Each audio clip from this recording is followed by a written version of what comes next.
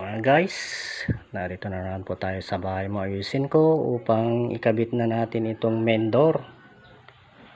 Ito. Iaayos na natin at ilalagay na natin dito sa kanyang kalalagyan. Yan mga kapatid. Para matapos na.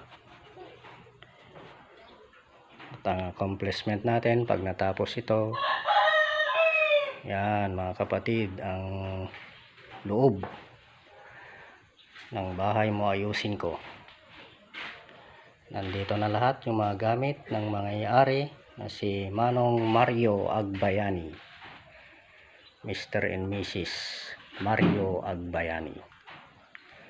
Sila mga kapatid ang mapalad na binigyan ng libreng bahay.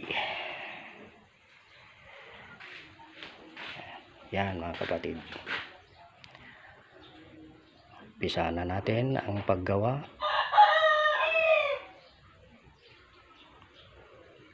Ito ang kagamitan, planer.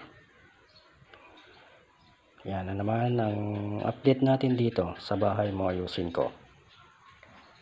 Maraming salamat.